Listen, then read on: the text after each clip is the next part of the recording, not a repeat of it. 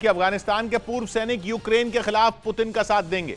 एक दिन पहले ही खबर आई थी कि तालिबान और अलकायदा यूक्रेन की ओर से जंग में हिस्सा लेने जा रहे हैं, जिसके लिए उन्हें पाकिस्तान की सेना ने तैयार किया है, क्योंकि यूक्रेन के सैनिक चेचन लड़ाकों का सामना नहीं कर पा रहे और रूस की मिसाइलों और बम के साथ साथ चेचन लड़ाकों के आगे भी घुटने टेक रहे हैं।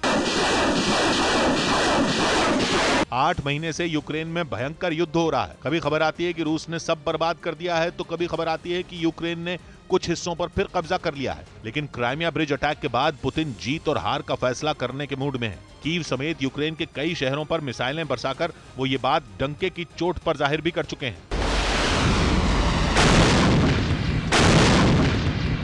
कीव को तो उन्होंने कहीं का नहीं छोड़ा, वहां के ज्यादातर हिस्सों के पावर प्लांट उड़ा दिए, जिससे वहां बिजली और पानी चला गया। ये तो वो हमले हैं जिनके वीडियो दुनिया के सामने आए, लेकिन कहा जा रहा है कि पुतिन के विश्वास पात्र कादिरव के लड़ाके इससे कहीं ज्यादा तबाही कर रहे हैं और उन्होंने यूक्रेन के सैनिकों का मनोबल ही तोड़ दिया। और कहा जा रहा है कि इसी वजह से तालिबान आ रहे हैं, क्योंकि वो भी उतने ही खूंखार और बेरहम माने जाते हैं जितने चेचन लड़ाके होते हैं। लेकिन पुतिन भी पुराने खिलाड़ी हैं, क्योंकि रूस का तालिबान को पटकनी देने का प्लान रेडी है और ये प्लान है तालिबान के खिलाफ अफगानिस्तान के पूर्व सैनिकों को उतारना। यानी यूक्रेन में तालिबान और अफगानिस्तान के पुराने सैनिकों का आमना सामना हो सकता है, क्योंकि खबर है कि रूस की सेना में अफगानिस्तान के पूर्व सैनिकों की भर्ती शुरू हो गई है।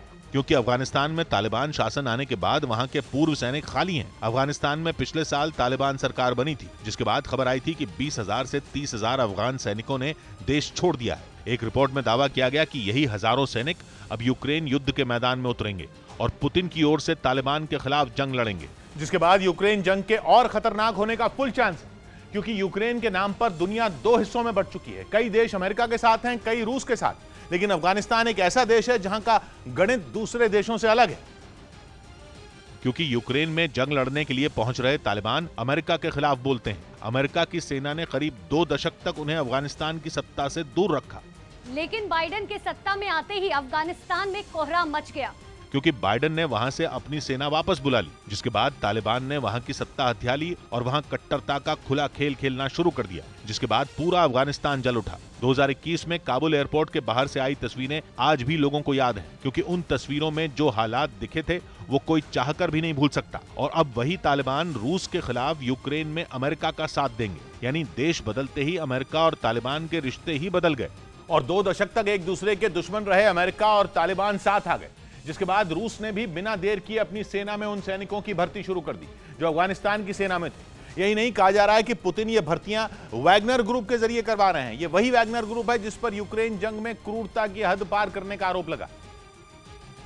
और अब वही खूंखार वैगनर ग्रुप पूर्व अफगान सैनिकों को रूस की ओर से लड़ने के लिए रेडी कर रहा है। अफगानिस्तान के इन पूर्व सैनिकों को गेम चेंजर माना जा रहा है, क्योंकि उन्हें वैगनर ग्रुप अपने जैसा बना रहा है, यानी खूंखार और बेरहम। वैसे पुतिन ने खुलकर कभी नहीं माना कि वैगनर ग्रुप का रूस से कोई लेना देना है, लेकिन यूक्रेन जंग के 8 महीने में कई बार इस ग्रुप का नाम सामने आया।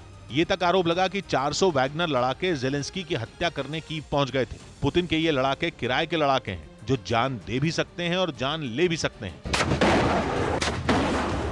और इसीलिए वैगनर ग्रुप का नाम सुनकर यूक्रेन के हाथ पैर फूल जाते हैं। और अब तो उसकी मुसीबत डबल होने का चांस है, क्योंकि खबर है कि बेरोजगार हो चुके अफगानिस्तान के सैनिकों को वैगनर ग्रुप तैयार कर रहा है और यूक्रेन जंग में उनका अपने जानी दुश्मन तालिबान से सामना होगा।